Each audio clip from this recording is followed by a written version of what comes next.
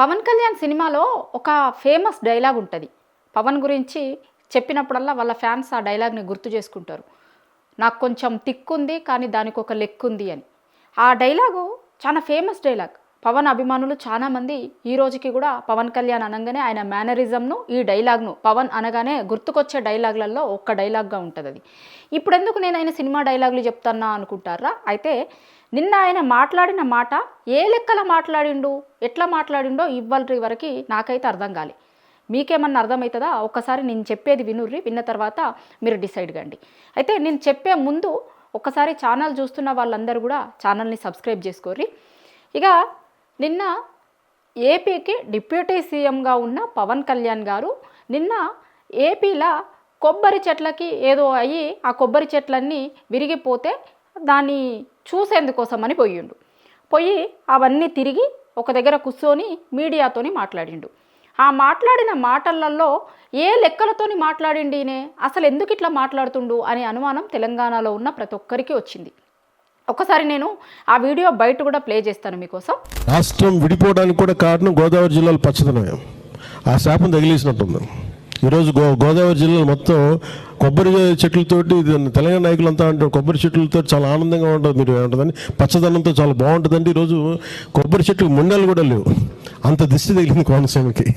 So ఏమంటాడంటే రాష్ట్రం విడిపోవడానికి అట ఆ కోనసీమ పచ్చదనం ఇదే కారణమట. తెలంగాణ ఆంధ్ర రాష్ట్రాలు విడిపోయి ఇప్పుడు తెలంగాణ ఒక రాష్ట్రం, ఆంధ్రప్రదేశ్ ఇంకొక రాష్ట్రం అయిపోయింది కదా. అయితే రాష్ట్రాలు విడిపోవడానికి ఆ పచ్చదనమే కారణమట. తెలంగాణలో దిష్టి తగిలే ఇప్పుడు కొబ్బరి చెట్లన్నీ అట్లా తయారవుతున్నాయట. మొత్తం అసలు నరుడి దిష్టి తగిలితే నల్ల రాయి కూడా బద్దలైపోతుంది, అట్లా తెలంగాణలో దిష్టి మా కొబ్బరి చెట్లకు తగిలింది, మా కోనసీమకు తగిలింది అన్న లెక్క మాట్లాడతాడు. అసలు ఏ లెక్కలో మాట్లాడుతున్నారు, ఎట్లా మాట్లాడుతున్నాము? ఒక ఉప ముఖ్యమంత్రి స్థాయిలో ఉండి మాట్లాడుతున్న మాటలు జనం చూస్తారు అనే సోయి కూడా లేకుండా ఏది పడితే అది మాట్లాడ్డా. మనం మాట్లాడేటప్పుడు ఏం మాట్లాడుతున్నామో అనేది ఒక్కసారి ఆలోచించుకొని మాట్లాడాలి కదా. రాష్ట్రం విడిపోవడానికి ప్రధాన కారణం కోనసీమట. మరి తెలంగాణ రాష్ట్రం కోసం, తెలంగాణ రాష్ట్రాన్ని సాధించడం కోసం ఇక్కడ చేసిన పోరాటాల సంగతి ఏంది? అమరుల కుటుంబాల సంగతి ఏంది? అమరవీరులయ్యారు కదా చాలామంది. తెలంగాణ రాష్ట్రం కోసం చాలామంది అమరులయ్యారు. తెలంగాణ రాష్ట్రం కోసం ఎన్నో త్యాగాలు చేసిర్రు. కొన్ని ఏండ్ల సంధి తెలంగాణ రాష్ట్రం కావాలని పోరాడినోళ్ళు ఉన్నారు.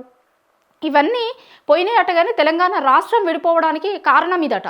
ఇంకా ఇప్పుడు రేపటి నుంచి తెలంగాణ ఆంధ్ర రాష్ట్రం విడిపోవడానికి ప్రధాన కారణం ఏంది అని ఎవరన్నా అడిగితే ఆంధ్ర డిప్యూటీ సీఎం పవన్ కళ్యాణ్ గారి దృష్టిలో కోనసీమలో ఉన్నటువంటి పచ్చదనమే తెలంగాణ ఆంధ్ర విడిపోవడానికి కారణం.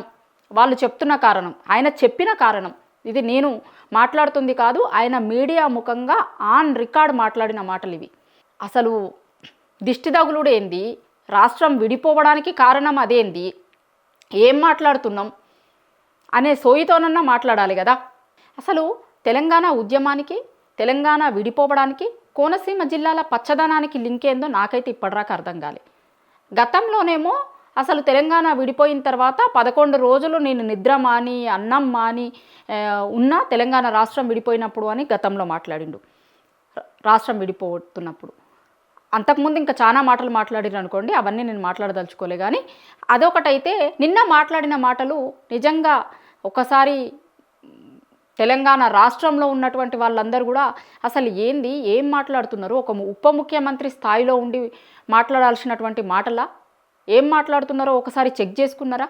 ఏది పడితే అది మాట్లాడితే కనీసం జనం చూస్తున్నారు. లేకపోతే మేము ఒక నార్మల్ సినిమా హీరోగానో ఇంకొకటో కాదు, ఇప్పుడు ఒక రాష్ట్రానికి డిప్యూటీ సీఎంగా ఉన్నటువంటి వ్యక్తి, ఒక రాష్ట్రానికి డిప్యూటీ సీఎంగా ఉన్నటువంటి వ్యక్తి మాట్లాడుతున్నటువంటి మాటలకి చాలా అందరూ చూస్తారు.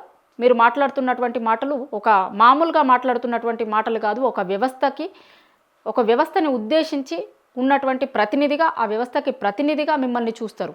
ముఖ్యమంత్రి, ఉప ముఖ్యమంత్రి స్థాయిలో ఉన్నటువంటి వ్యక్తులు మాట్లాడుతున్నప్పుడు వాళ్ళు ఏం మాట్లాడుతున్నారు, ఏం చెప్తున్నటువంటి దానికి ఒక విలువ ఉంటుంది. కానీ నిన్న ఈయన మాట్లాడిన మాటలు చూసిన తర్వాత ఇంకా కూడా ఎందుకు తెలంగాణ మీద ఇట్లాంటి మాటలు మాట్లాడుతున్నారు? ఆల్రెడీ రాష్ట్రం విడిపోయింది, ఇంకో రాష్ట్రంలో మీరు డిప్యూటీ సీఎంగా ఉన్నారు, ఉన్న తర్వాత కూడా ఇంకా తెలంగాణ గురించి తెలంగాణ ప్రజలు దిష్టి పెడితేనే మా ప్రాంతం ఇట్లా అయింది అని అనడము అది కరెక్టేనా, సబబేనా, అసలు ఏమనిపిస్తుంది మీకు అనేది ఒకసారి మీరే ఆలోచించుకోరి మీరు మాట్లాడినటువంటి మాటలని. కానీ తెలంగాణలో ఉన్నటువంటి ప్రతి ఒక్కరు నిన్న మీరు మాట్లాడినటువంటి మాటలని అసలు ఏ లెక్కల మాట్లాడిండు, మీరు ఎందుకు మాట్లాడిండు ఇట్లాంటి మాటలు అనేది అయితే తెలంగాణలో ఉన్నటువంటి ప్రతి ఒక్కరూ ఆలోచించుకుంటున్నారు.